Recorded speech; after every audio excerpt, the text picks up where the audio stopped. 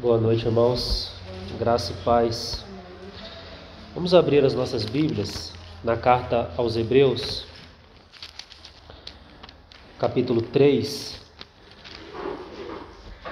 Com a ajuda do Senhor, nós vamos dar continuidade na exposição dessa carta.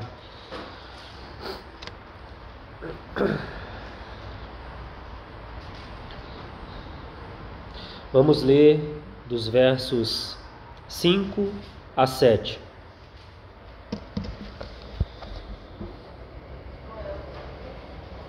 Hebreus capítulo 3, versos de 5. Vamos ler até o verso 11, irmãos. E Moisés era fiel em toda a casa de Deus como servo, para testemunho das coisas que haviam de ser anunciadas. Cristo, porém, como filho em sua casa, a qual casa somos nós, se guardarmos firme até o fim a ousadia e a exultação da esperança. Assim, pois, como diz o Espírito Santo, hoje, se ouvirdes a sua voz, não endureçais o vosso coração, como foi na provocação, no dia da tentação no deserto, onde os vossos pais me tentaram, pondo-me à prova, e viram as minhas obras por 40 anos. Por isso, me indignei contra esta geração e disse: estes sempre erram no coração. Eles também não conheceram os meus caminhos. Assim jurei na minha ira: não entrarão no meu descanso. Vamos ter mais um tempo de oração juntos, irmãos. Pai querido, nós te agradecemos, Senhor, por mais uma vez poder nos reunir aqui como parte do teu povo, Senhor. Povo que o Senhor comprou para si mesmo com um precioso sangue. Nós fomos comprados por preço, Senhor. Não foi prata nem ouro, mas o precioso sangue do teu Filho. E por isso podemos estar reunidos aqui, Senhor. Te agradecemos por mais esse tempo, onde tua palavra será aberta diante de nós. Que, de fato, assim como cantamos, nós possamos te tocar, Senhor. Tocar a ti em tua palavra, ser ensinados pelo teu Espírito, Senhor. Prepara os nossos corações, livra-nos do cansaço, livra-nos da inquietação, Senhor. Livra-nos dos pensamentos que visam obstruir, Senhor, a entrada da tua luz. Nos ajude, Senhor, que nós possamos estar atentos, Senhor, para ouvir tua palavra até o fim. Obrigado por tudo, Senhor, que tu és. Tu és maravilhoso, Senhor. O Senhor não muda. Tu és o mesmo ontem, hoje e o será para sempre. Muito obrigado, Senhor. Em nome de Jesus. Amém. Amém. Então, irmãos, com a graça do Senhor, nós vamos continuar na exposição dessa carta. Nós estamos nesse capítulo 3, após a sessão de ensino, então, agora, que vai até o verso 7 desse capítulo 3, até o verso 6, perdão, nós vamos iniciar uma nova exortação na carta, que vai aqui do capítulo 3, verso 7, até o capítulo 4, verso 13. É o mesmo assunto, então, essa sessão aí, 3, verso 7, até o capítulo 4, verso 13. E qual é o pecado envolvido aqui? Na primeira exortação, lá no capítulo 2, versos 1 a 4, nós vimos que o pecado envolvido, ou o perigo envolvido, é a negligência, é o descuido quando a palavra é falada a nós. Agora aqui, irmãos, aqui nesse capítulo, um capítulo seríssimo, talvez uma das chaves para o entendimento da mensagem do livro de Hebreus, esse capítulo 3. A mensagem aqui, ou o pecado envolvido, é a incredulidade e a desobediência. O Senhor vai dizer para nós assim, irmãos: tende cuidado, irmãos, para que vocês não tenham um perverso coração de incredulidade que vos afaste do Deus vivo. Então é isso que está envolvido aqui. Então, só contextualizando, nós já vamos entrar propriamente na exposição, porque eu tenho uma carga bem definida no coração para tentar expor os irmãos, né? Procurando palavras aqui, que o Senhor nos ajude. No capítulo 2, a partir do verso 5, naquele ensino, diz que o Senhor participou de carne e sangue. Ele se fez por um tempo menor do que os anjos, né? Ele participou da natureza humana. Para quê, irmãos?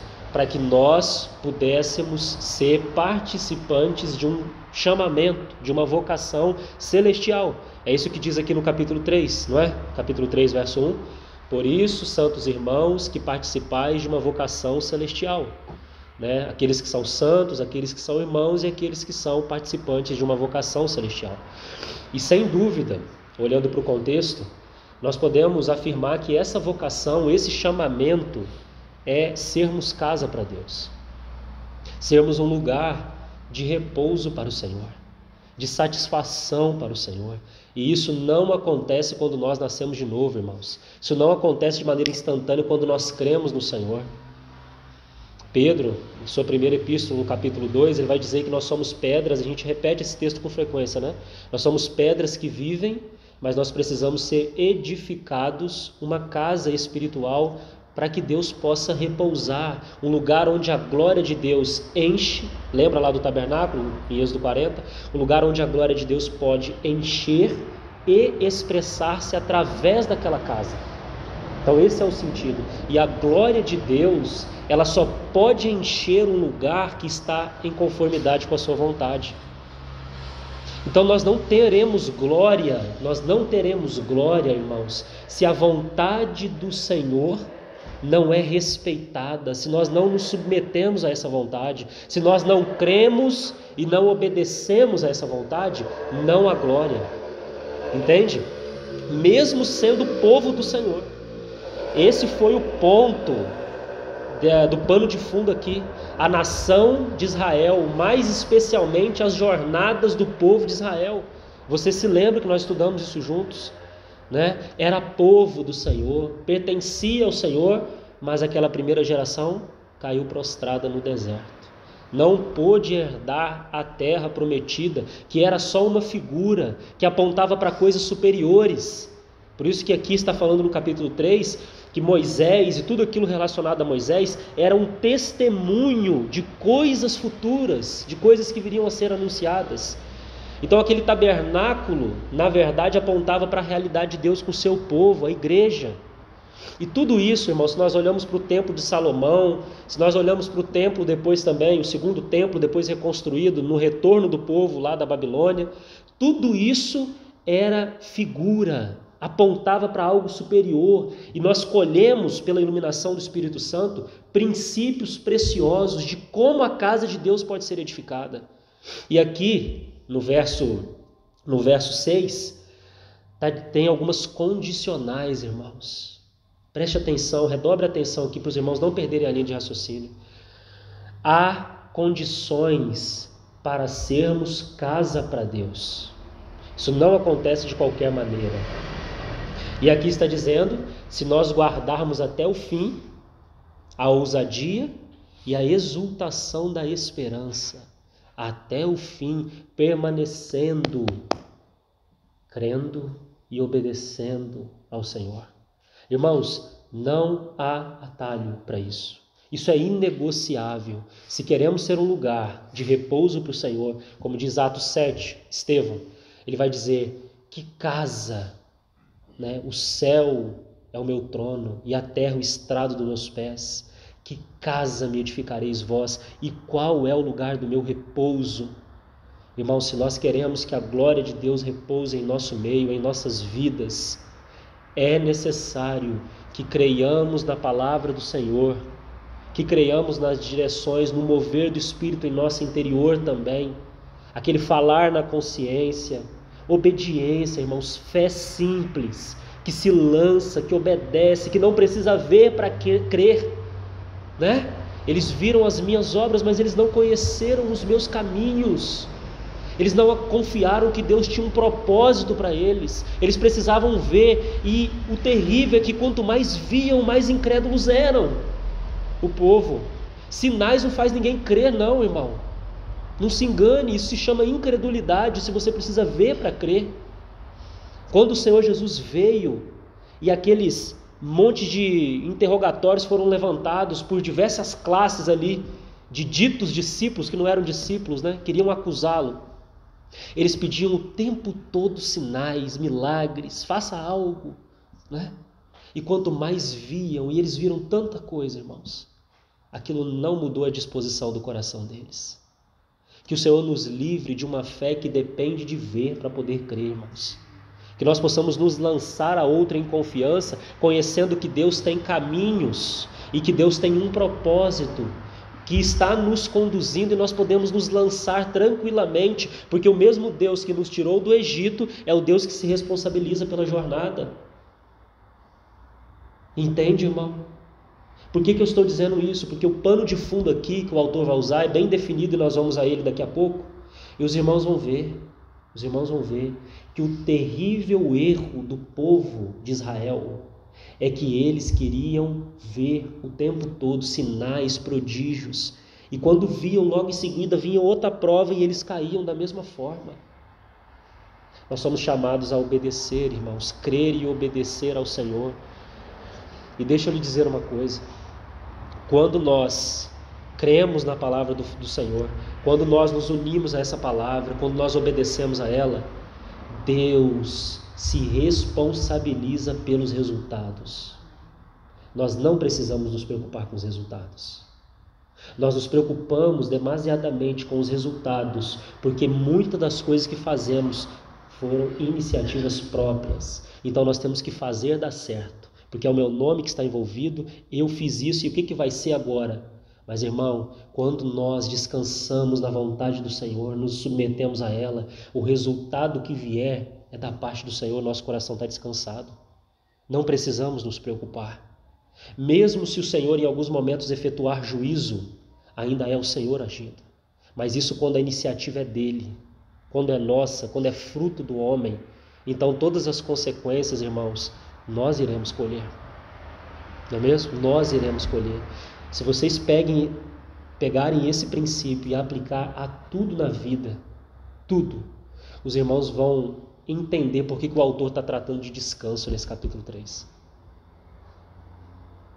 Ele está tratando de descanso justamente por isso.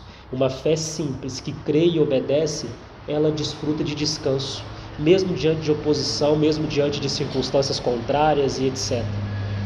Estou naquele lugar onde nada pode me tocar, sabe? Minha fé e meu descanso está além das circunstâncias. Mas esse lugar só é desfrutado para quem crê e obedece. Não é esse descanso que nós somos chamados, porque Josué não deu o descanso final, irmãos. O descanso para nós é entrarmos em Cristo, desfrutar dele, nos apropriar desta terra, e certamente desfrutaremos descanso, não é? Mateus capítulo 11, verso 28 em diante. Vinde a mim todos vós que estáis cansados e sobrecarregados, e eu vos aliviarei. Tomai sobre vós o meu jugo, a minha vontade, né? E tomai sobre vós o meu jugo e aprendei de mim, que sou manso e humilde de coração, e achareis descanso. Irmão, se nossa cabeça não está no jugo ao lado do Senhor, não tem descanso. Você vai procurar descanso e eu vou procurar descanso em tudo quanto é lugar. E nós não vamos desfrutar descanso. Nós vamos desfrutar de perturbação, se é que isso pode ser chamado de desfrutar, né? Perturbação, inquietação, medo, angústia, incerteza. Agora, se nós estamos nesse lugar que é em Cristo, desfrutando esse relacionamento, irmãos, nós experimentaremos verdadeiro descanso. Então isso é ser casa para Deus, é um lugar onde Deus obtém o que Ele quer em nós, e nós também desfrutamos desse descanso nele. Então é uma plena satisfação mútua, está entendendo, irmão? Plena satisfação mútua de Deus com o seu povo e do seu povo com Deus. Mas agora uma questão é levantada. Diz assim, no verso 6, que nós seremos casa para Deus se nós guardarmos até o fim, com ousadia, né, a exultação da esperança. Agora uma questão pode ser levantada: como eu guardo até o fim essa ousadia? Como que eu me guardo no Senhor? Como que eu me guardo exultando na bendita esperança da sua vinda? Como? Sabe como, irmãos? Entramos então no verso 7. Hoje, se ouvirdes a sua voz, não endureçais o vosso coração. Você está entendendo, irmão, que tudo está relacionado? Como seremos casa para Deus? Como vamos manter a ousadia e a esperança? Se hoje temos ouvido a voz do Espírito e não endurecido o nosso coração. Então você está entendendo que o resultado futuro depende da resposta dada nesse exato momento? Você entende que a perseverança que nós tratamos isso em Tiago depende da resposta que damos nesse exato momento ao falar do Espírito Santo? Caso contrário, não há casa, não há glória, não há um manter a ousadia e a exultação da esperança. Porque falhamos, irmãos, porque o povo de Israel que saiu do Egito não entrou em Canaã, porque ao ouvirem a voz do Senhor, eles não creram, eles endureceram o coração. Sabe qual é o sentido aqui da palavra endurecer? Sabe qual é? Foram teimosos. Esse é o sentido. Um povo teimoso, um povo obstinado. O Senhor dava a sua palavra, eles não se rendiam, eles tinham dura cerviz, um pescoço duro diante do falar do Espírito. Irmãos, não se engane, todas as vezes que o Espírito fala a nós, e aqui independe da situação, claro que no reunir em uma proporção maior, porque as Escrituras afirmam isso, mas em todo tempo que o Espírito fala, e fala por meio de pessoas, fala por meio da palavra escrita, fala por meio da unção que nos ensina em nosso interior, fala por meio da nossa consciência, fala por meio das circunstâncias, fala por meio de qualquer coisa. Nós podemos ser teimosos e obstinados, ou nos rendermos ao falar do Espírito. E isso vai determinar se seremos casa para Deus. Esse aspecto simples de fé e de obediência. E esse hoje, irmãos, preste atenção, porque aqui nós já vamos construindo algo também. Esse hoje aponta para duas coisas que eu queria ressaltar com vocês. Esse hoje do verso 7. Hoje, se ouvirdes a sua voz. Esse hoje está com letra maiúscula aí. Você está vendo? Porque esse hoje que está aí é uma pessoa. No capítulo 1, o que nós vimos nas glórias de Cristo? Havendo Deus outrora falado muitas vezes e de muitas maneiras aos pais pelos profetas, nestes últimos dias nos falou no Filho. Quem é o hoje de Deus? Quem é esse falar fresco, diário de Deus a nós? O Filho. Então esse é o primeiro aspecto. Esse hoje é uma pessoa e o Espírito Santo nos ministra essa pessoa. Mas há um segundo princípio aqui que eu queria recolher com vocês, e depois os contextos que iremos irá colaborar para isso. Esse hoje também aponta para o seguinte, segundo aspecto então, para a pontualidade necessária da nossa resposta diante do falar do Espírito. Ou seja, o Espírito vem, né, como cremos está falando conosco na palavra agora. Ele fala a nós temos que responder quando? No exato momento que a palavra é dada. Não serve responder amanhã. Veja, eu não estou falando de uma atitude externa propriamente, porque a atitude externa pode vir segundo a direção do Espírito em dias posteriores, mas ela deve ser acolhida no coração e obedecida no coração no momento que ela é dada. Assim quando o maná descia, lembra? Ele precisava ser recolhido diariamente, ele não podia ser guardado para amanhã, né? Porque ele apodrecia. A palavra de Deus, quando ela vem a nós, ela demanda de nós uma resposta imediata. Esta é a nossa falha também, irmãos. Esta é a nossa falha. Muitas vezes nos colocamos aqui como telespectadores de algo, né? Estamos ouvindo uma palavra aqui, mas não há um movimento ativo do coração em obediência, em direção à palavra. Irmãos, nós não estamos aqui brincando, isso aqui não é um teatro, nós estamos tratando de algo sério. A peregrinação do povo de Israel era só uma figura da peregrinação que nós estamos vivendo hoje, as mesmas estações, os mesmos problemas, as mesmas consequências, em uma realidade muito maior, porque é na realidade da luz do Novo Testamento, na luz da glória do Filho que nos foi dado, da revelação desse Filho. Então não sei se você compreende que manter um coração perverso de incredulidade é nos afastar de um Deus vivo, que está falando, que está fazendo, que continua guiando o seu povo, que continua tentando ensinar, que mesmo mostrando sinais e prodígios, fazendo. Irmãos, o cuidado do Senhor não está nas nossas vidas? Será que Ele não tem cuidado de nós como cuidou do povo de Israel no deserto? Será que Ele não nos está guiando como guiou o povo? Lá era era uma nuvem, lá era uma coluna de fogo, agora é o Espírito dentro de nós, numa realidade muito mais ampliada, nos direcionando e nos dando capacidade para segui-lo dentro de nós. E nós nos acostumamos em vir aqui ouvir e não entender que um processo deve acontecer nas nossas vidas, irmãos. Um processo que terá impactos, não agora apenas, mas no futuro também. É real, irmãos, Deus é vivo, Sua palavra é viva, o que estamos vivendo é real. Como temos nos comportado diante do Senhor e da Sua palavra? Sabe, irmãos, esse é o perigo de nós nos acostumarmos de ouvir uma boa palavra. Nós gostamos, é bom, né? Às vezes pegamos algumas pessoas, aquelas pessoas, nós nos identificamos com ela, gostamos de ouvir aquela pessoa falar, didática, etc. Mas, irmãos, e daí? E aí? E a partir disso? O que é feito? O que produziu em nós?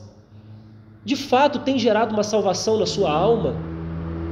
Sua vontade, que outrora era obstinada, que outrora era irredutível, eu fazia o que eu queria, agora ela está aprendendo a ser colocada na vontade do Senhor? Você já não vai para onde você quer, você vai para onde o Senhor quer e faz o que Ele quer. Isso é salvação da alma.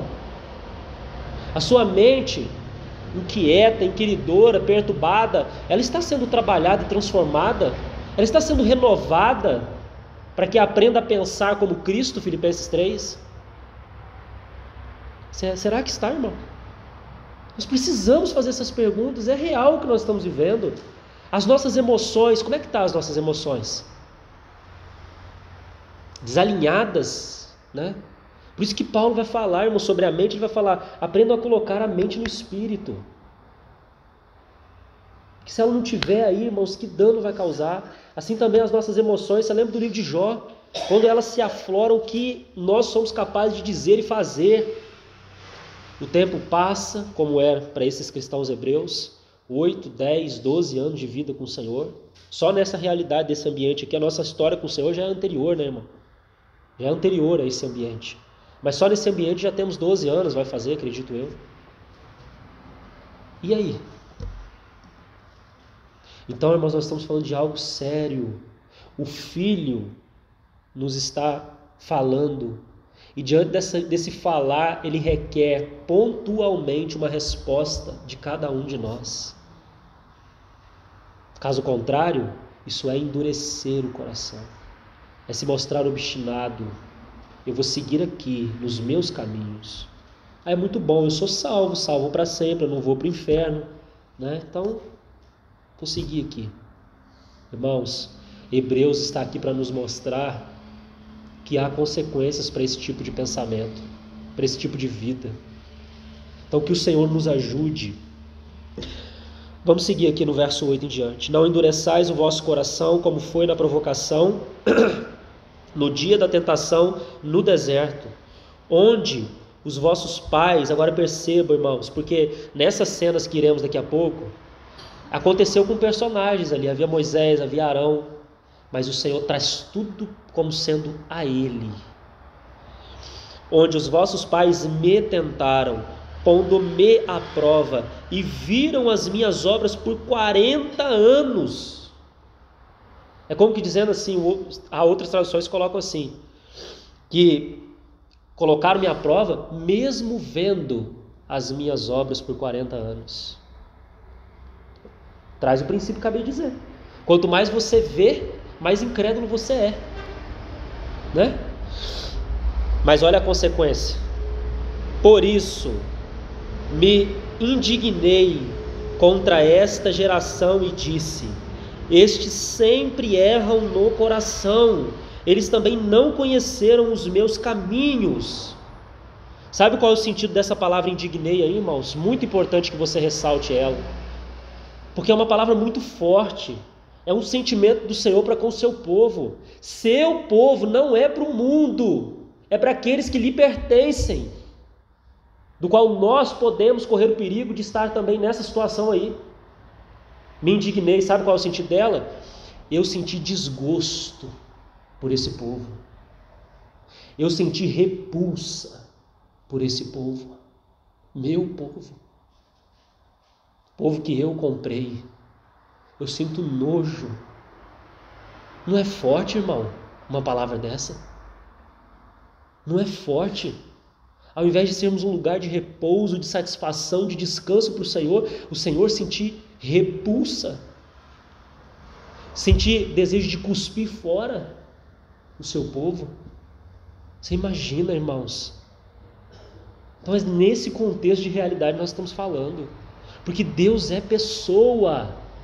Deus é pessoa, irmãos. Ele se entristece, como o Espírito já falado. Ele pode ser apagado, ele pode ser resistido, como Estevão vai dizer. Vocês são homens de dura cerviz e resistem ao Espírito Santo.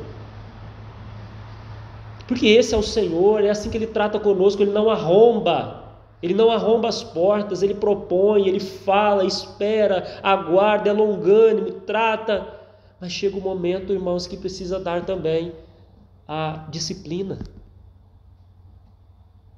Chega um momento que basta, e o Senhor precisa intervir, e graças a Deus que intervém. Que bom que Ele nos disciplina. Você imagina onde nós íamos parar? Certamente, se nós pudéssemos fugir do Senhor e nos esconder dele, já teríamos feito isso. Mas Davi já dizia no Salmo 139, não tem lugar para eu me esconder. Se eu subir os céus, o Senhor está lá. Se eu fizer a minha cama no mais profundo abismo, o Senhor também está lá. Para onde fugirei do teu espírito? Para onde me ausentarei da tua face? Não há lugar para ir, irmãos. Graças a Deus, não há lugar para nos esconder. Que bom, que amor, irmãos, perseguidor, que nos ama, que insiste conosco. E um povo ruim, viu? Isso é o que nós somos. Não olha para a geração do deserto lá não e fala: nossa, gente, como é que pode um povo ruim daquele lá? Nós não somos diferentes. Nossa experiência diária constata que nós não somos diferentes. Que o Senhor nos ajude. E aqui fala, que eles erram no coração, porque sobretudo, irmãos, o que o Senhor está buscando? Filho meu, dá-me o teu coração, porque é dele que procedem as fontes da vida. Então o erro começa aí no coração, é no solo da parábola do semeador, é no solo, que não é adequado, não está adequado para o plantio da palavra. Por isso que Tiago vai dar um passo anterior ao ouvir. Ele vai dizer: livrem-se de toda sujeira, de todo acúmulo da maldade e acolha a palavra. Quanta cera tem em nós, irmãos, que tem nos impedido, mesmo estando aqui, não estamos ouvindo nada. Assim jurei na minha ira, não entrarão no meu descanso.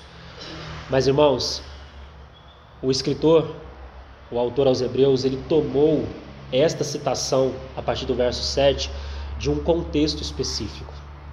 Não foi uma criação da sua mente. O Espírito Santo tomou, mais uma vez, uma porção do Antigo Testamento e fez uma releitura com uma realidade superior a nós, o seu povo. Então, o contexto desse trecho aqui está no Salmo 95, e eu queria que os irmãos fossem comigo lá.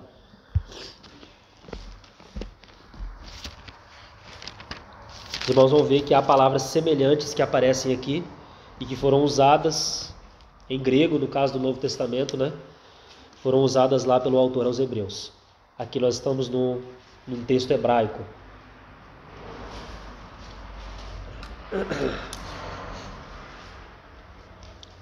Eu queria ler todo esse salmo, sublinhar algumas coisas aqui.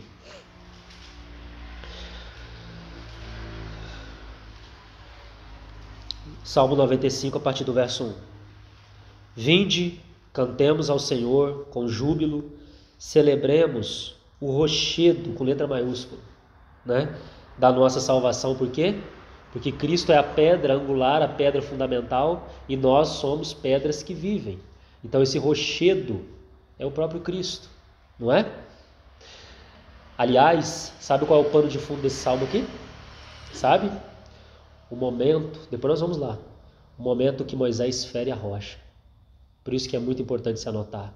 Êxodo 17 e Números capítulo 20. É o contexto, é o pano de fundo do Salmo 95. Por isso que ele começa com esse rochedo aqui com letra maiúscula. Mas vamos seguir. Saiamos ao seu encontro com ações de graças, vitoriemo-lo com salmos, porque o Senhor é o Deus supremo e o grande rei acima de todos os deuses. Nas suas mãos estão as profundezas da terra, e as alturas dos montes lhe pertencem. Dele é o mar, pois ele o fez, obra de suas mãos os continentes. Vinde, adoremos e prostremo-nos, ajoelhemos diante do Senhor que nos criou. Ele é o nosso Deus, e nós, povo do seu pasto, e ovelhas de sua mão. Agora veja, hoje, se ouvirdes a sua voz, não endureçais o coração, como em Meribá, como no dia de Massá, no deserto, quando vossos pais me tentaram, pondo-me à prova, não obstante terem visto as minhas obras. Agora você percebeu que há um detalhe aqui acrescentado? Lá em Hebreus nós não sabemos qual é a ocasião específica que ele está citando. Aqui no Salmo ele está citando qual é a ocasião específica. Massá e Meribá. Uma das estações que nós estudamos juntos aqui do povo de Israel. Talvez você não se lembra exatamente daquelas cenas relacionadas a Massá e Meribá, mas certamente se lembra das lições da peregrinação do povo do deserto, né? Um resumo certamente a fresco aí. Só para que você anote aí o significado da palavra Meribá. O significado é contenda. Contenda. E de Massá, dentre outros significados, significa prova. Meribá, contenda, Massá, prova. Então, vamos continuar no verso 10. Durante 40 anos estive desgostado com essa geração. Está vendo a palavra lá? A palavra que aparece lá? Desejo de repulsa, né? Vontade de cuspir fora. No hebraico é essa palavra aqui, ó, desgostado, que significa eu detestei esta geração. Veja que no hebraico traz outros sentidos complementares. Eu detestei essa geração. Eu tive repulsa por ela. Olha que palavra, irmão, forte. Eu senti uma aversão a essa geração. É mais ou menos o que nós vemos lá nas cartas da igreja ao Apocalipse. Estou a ponto de vomitar-te. É mais ou menos essa linguagem, irmãos. Entende? Um povo que não crê, que não obedece, causa isso no Senhor. Porque, irmãos, o Senhor opera maravilhas nas nossas vidas, todos os dias. E nós nos opomos a Ele, todos os dias. E nós murmuramos. E nós levantamos contendas. E nós somos provados e reprovados. E o pior, nas mesmas provas. Nas mesmas provas. Como nós veremos aqui também, como aconteceu com o povo de Israel. Não foi uma coisa nova, espetacular que aconteceu, que pegou todo mundo de surpresa. São as mesmas coisas elementares que nós negligenciamos. São nessas que nós caímos o tempo todo. Nessas. Durante 40 anos estive desgostado com essa geração e disse: é povo de coração transviado, não conhece os meus caminhos. Sabe qual é o sentido aí de transviado? É um coração que divaga, é um coração inconstante, é um coração, traduzindo em outras palavras, que conhecendo o meu propósito, se mantém tão instável na minha presença, não consegue permanecer firme, mesmo tendo uma visão clara do meu propósito, e não temos tido, irmão. Nosso coração fica divagando, incertos com as mínimas coisas. Aquele que nos deu o seu próprio Filho não nos dará com Ele todas as coisas? E nós não cremos. Irmãos, me perdoe dizer, mas eu quero ousar afirmar aqui: nós somos um povo incrédulo. Nós somos um povo incrédulo. Nós somos um povo racional, que tenta entender os caminhos de Deus na limitação da mente. Romanos 11, irmãos, quem conheceu a mente do Senhor? Quem pode instruí-lo? Quem primeiro deu a Ele para que depois venha restituí-lo? Ó, profundidade da riqueza, tanto da sabedoria como do conhecimento de Deus, quão insondáveis, quão inescrutáveis são os seus caminhos. Por isso que a fé tem que se lançar, não divagar, né? Não ser inconstante, não ter um coração dividido, né? Não conhece os meus caminhos, por isso jurei na minha ira, não entrarão no meu descanso. Agora, tendo construído essa linha, entendido que se refere a uma situação específica, Massá e Meribá, nós precisamos ir a esse contexto também. Então vamos a Êxodo 17.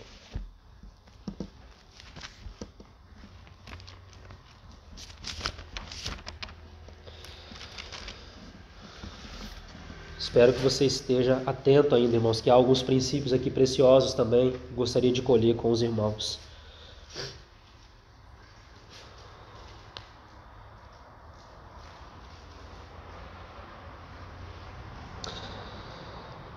Então, Êxodo 17, nós temos aí um título, né, da Sociedade Bíblica, A Água da Rocha em Refidim.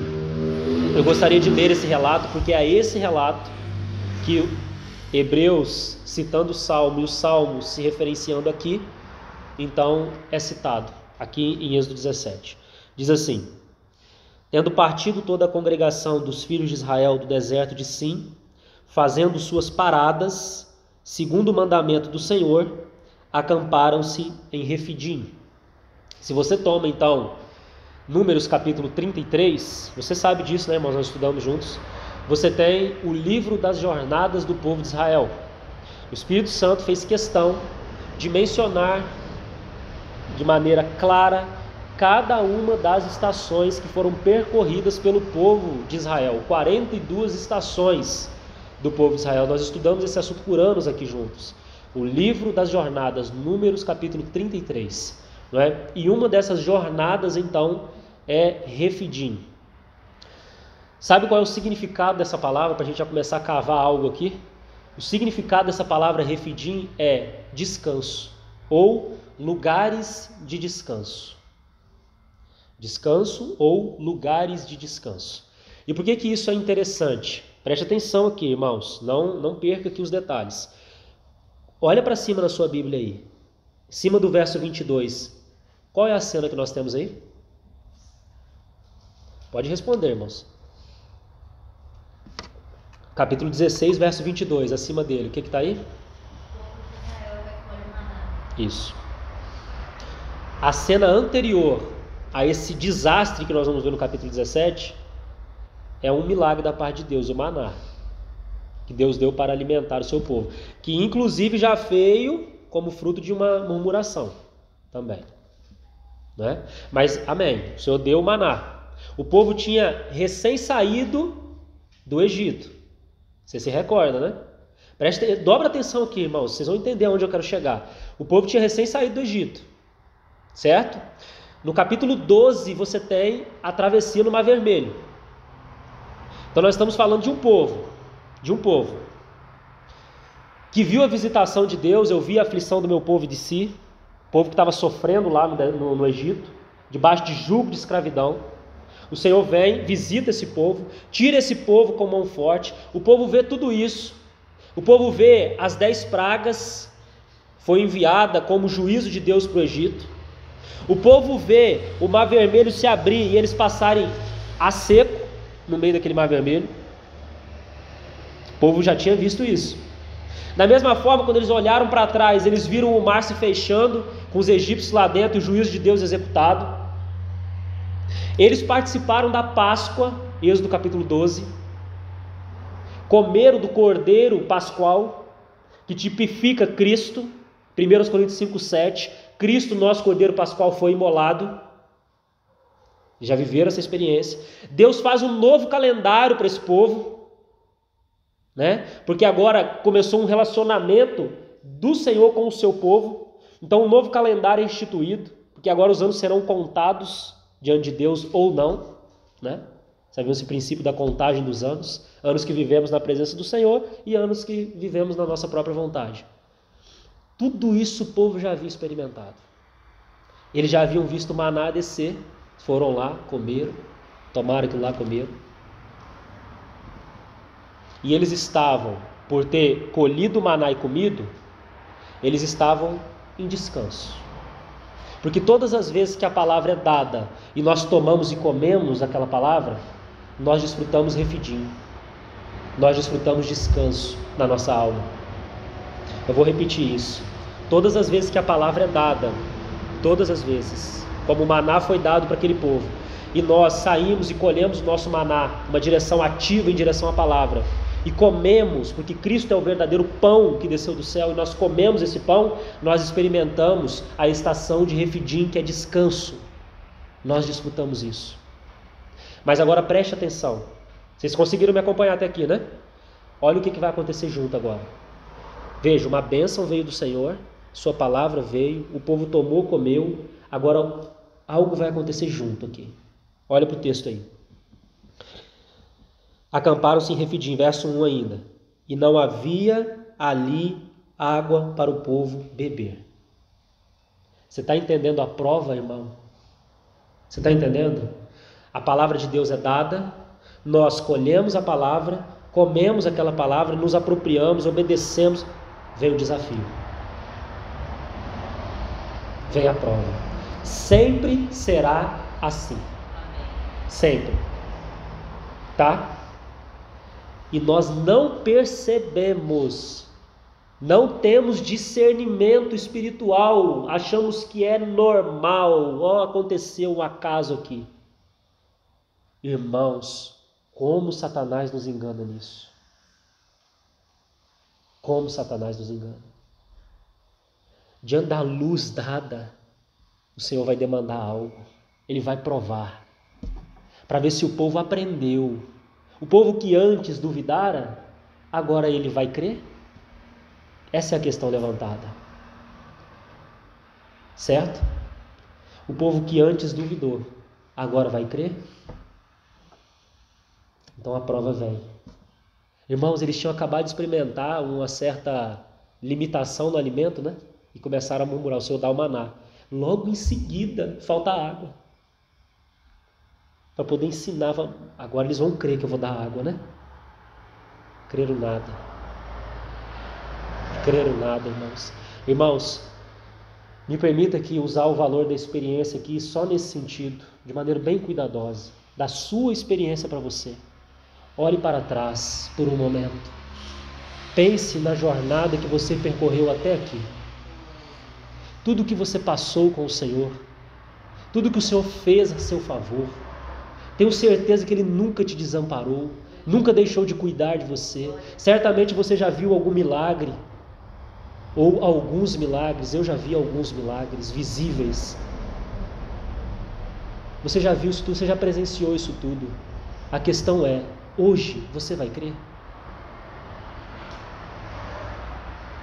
Depois de tanto ter visto do Senhor e das suas obras, hoje você vai crer? Ou vai duvidar? Que questão, irmão. Falta uma coisa, colocamos diante do Senhor, o Senhor provê. Amanhã falta uma coisa, nós, meu Deus, o que vai ser de mim?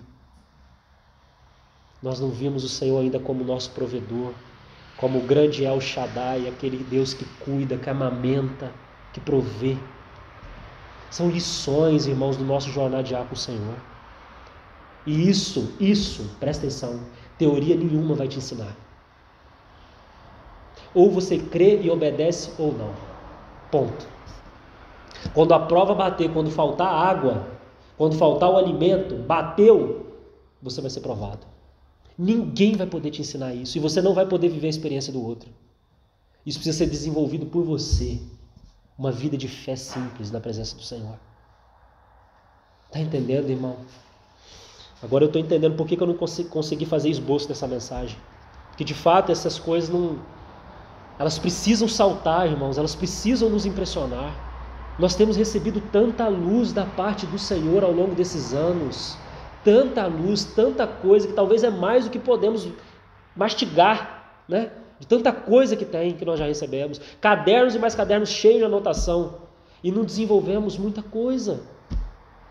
Porque não cremos, o problema não está na palavra, não está no que foi dado, o problema está na nossa resposta, de sair, tomar o maná e comer. Mas deixa eu tentar caminhar para a gente poder... Mas eu estou vendo que vocês estão comigo ainda um pouquinho, né? Então vamos mais um pouquinho. O que aconteceu no verso 2, quando o povo foi provado de novo?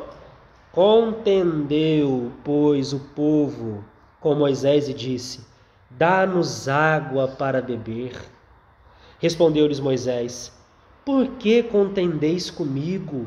Por que tentais ao Senhor? Tendo aí o povo sede de água, murmurou contra Moisés e disse: por que nos fizeste subir do Egito para nos matares de sede a nós, aos nossos filhos e aos nossos rebanhos? Irmão, vocês tinham acabado de comer o maná, irmão. Eles não iam morrer de fome nem de sede. Eles acabaram de viver uma experiência. Por que vocês nos trouxeram aqui para nós morrer? Para isso você não tirou do Egito?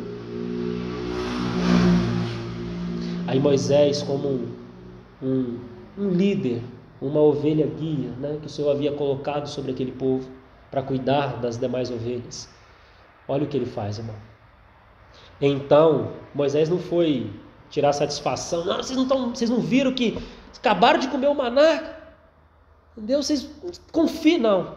Então clamou Moisés ao Senhor: que farei a este povo? Só lhe resta apedrejar-me. Irmãos, isso é um princípio de governo espiritual. Quando há irmãos que o Senhor levantou para estar à frente, pelo guiar do Espírito, conduzindo outras vidas, quando há pressões de fora, quando há murmuração, contenda, rebelião, esses, que na figura do Novo Testamento é o presbitério, devem ir diante do Senhor, com tudo aquilo que foi falado, diante do Senhor e perguntar ao Senhor: que faremos, Senhor? Você está entendendo como Moisés conhecia o Senhor? Bem diferente do povo. Ele chega e fala: Senhor, o que eu vou fazer com esse povo? Estão quase me matando aqui, me apedrejando. O que o Senhor quer? E por que eu estou dizendo isso, irmãos? Porque na hora da pressão, isso também se aplica a cada um de nós. Na hora da pressão, que o negócio aperta, que as pressões, as falácias se levantam, aquela coisa, nós tendemos a agir no impulso. Nós não vamos com essa pergunta: que farei, Senhor? Quando acontece um problema na minha família, quando acontece um problema no meu trabalho, quando acontece qualquer tipo de problema relacional entre nós, etc. Aonde eu vou? Que farei, Senhor? Né? Mas preste atenção. Esse povo é um povo novo, recém-saído do Egito, como eu acabei de dizer e desenhei para os irmãos o quadro aí. Né? Então é um povo novo. É figura do nosso novo nascimento, é um bebê. Né? Alguém que foi convertido pelo Senhor, se colocou aqui, está começando a jornadear, não entende muita coisa ainda, e às vezes vai falar algumas coisas que não deve. Né? Vai agir de algumas maneiras inadequadas. Para este tipo de maturidade, o Senhor tem uma forma de agir. Se você é um bebezinho em Cristo, no nosso caso já não é mais o momento de ser, né? Não é mais, porque o Senhor já caminhou, né? Nós já caminhamos com o Senhor há muito tempo, né? Então você já não é mais um bebê, irmãos. A medida já é diferente. Mas para um bebê, para um recém-convertido, para alguém que acabou de sair do Egito, né? Para esse o Senhor tem uma forma de agir. Aquele bebê birrento, eu estou com fome, eu quero comer, etc. O Senhor vai lá e faz o quê? Dá o alimento. Vamos ver isso. Verso 5. Respondeu o Senhor a Moisés: passa diante do povo e toma contigo alguns dos anciãos de Israel. Está vendo o governo aí? Leva contigo em mão o bordão com que feriste o rio e vai. Irmão, você está vendo essa expressão? Você já parou para ler essa expressão aí? O bordão com que feriste o rio e vai. Por que o Senhor falou especificamente esse bordão que Moisés e Arão utilizaram em outro momento? Por quê? Porque o Senhor queria despertar memória. Sabe por quê? Hebreus vai dizer: vocês são um povo esquecido. Vocês não conseguem olhar para trás e ver toda a trajetória que vocês tiveram até aqui. Ver como o Senhor cuidou de vocês, como o Senhor nunca deixou faltar nada. Então o que o Senhor faz? Ele pegou um objeto e falou: toma a mesma lá, com que você feriu o rio. Para que esse povo tenha em mente o que eu já fiz. Irmãos, às vezes nós precisamos parar um pouco para ver os feitos do Senhor na nossa experiência com Ele. Na nossa experiência coletiva como congregação aqui. Quais são as marcas da nossa história com o Senhor aqui? O que o Senhor já fez no nosso meio? Quais são as circunstâncias que se levantaram, passaram, umas foram resolvidas de uma forma, outras de outra? Estamos aqui. E aí? Então esse detalhe é muito importante. Verso 6. Eis que estarei ali diante de ti sobre a rocha em Horebe. Ferirás a rocha e dela sairá água e o povo beberá. Essa rocha ferida é figura de Cristo, não é? Que na cruz teve o seu lado aberto e João, o único que registra isso, ele vai dizer que saiu sangue e água. É isso? Então essa rocha ferida é Cristo. Moisés assim o fez na presença dos anciãos de Israel. E chamou o nome daquele lugar Massá e Meribá, por causa da contenda dos filhos de Israel e porque tentaram ao Senhor dizendo: está o Senhor no meio de nós ou não? Porque essa é a questão. Essa é a questão. Irmão, se nós cremos que o Deus vivo está no nosso meio, se nós cremos nisso, a questão está resolvida. A questão levantada é essa: o Senhor está ou não está? Entende? Não deveria haver dúvida. Eu tenho 8 minutos e não vou passar disso, mas eu preciso ir à segunda cena de Massá e Meribá, porque senão, irmãos, vai quebrar a linha. 8 minutos e eu termino. Vamos a Números capítulo 20. Se eu precisar depois colocar alguns detalhes, eu deixo para um próximo momento, mas eu quero pelo menos introduzir a cena aqui.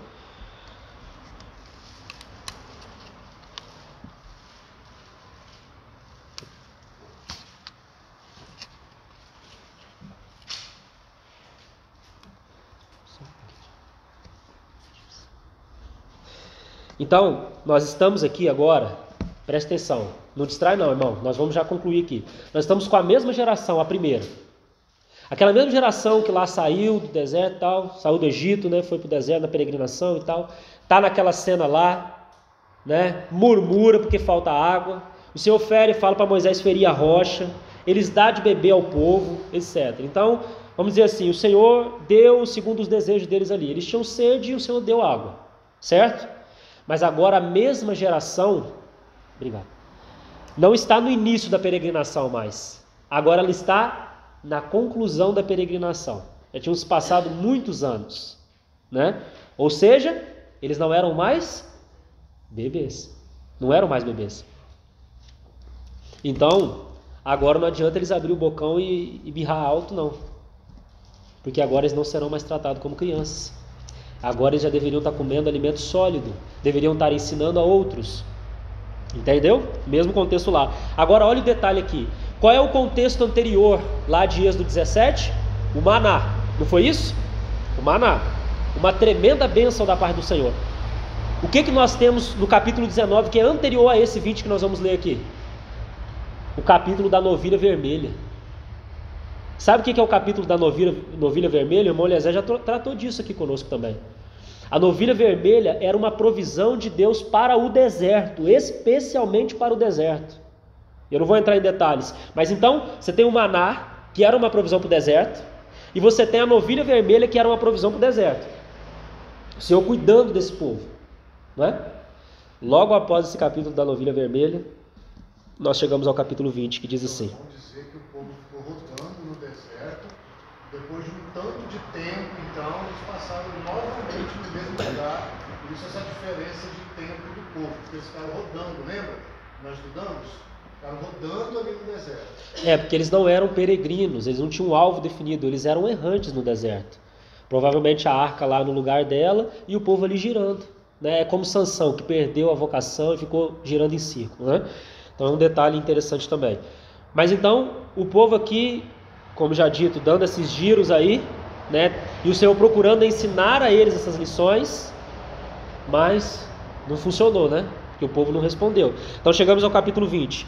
Chegando os filhos de Israel, toda a congregação, ao deserto de Zim, no mês primeiro, o povo ficou em Cádiz. Então nós estamos em outra estação, não é a mesma cena, tá? Apesar de parecer, não é a mesma cena. Ali morreu Miriam e ali foi sepultada. Aí já um detalhe que eu queria colocar, o significado da palavra Cádiz. O significado dessa palavra também é interessante anotar, por um princípio que nós vamos escolher aqui. Cádiz significa santo. Esse é o sentido. Cádiz significa santo. Guarda esse detalhe. Verso 2: não havia água para o povo. Mesma cena, irmão, mesmo erro. É assim que acontece com a gente, irmãos. Nós caímos sempre nos mesmos erros. Entendeu? Não havia água para o povo. Então, da mesma forma, se ajuntaram contra Moisés e contra Arão. E o povo contendeu com Moisés e disseram: antes tivéssemos perecido quando expiraram nossos irmãos perante o Senhor. Sabe por que eles disseram isso? Porque eles acabaram de experimentar, irmãos, diversas rebeliões. E o juízo de Deus foi executado. Números 12, Números 14, Números 16, aquela revolta de Datã, Corá e Abirão.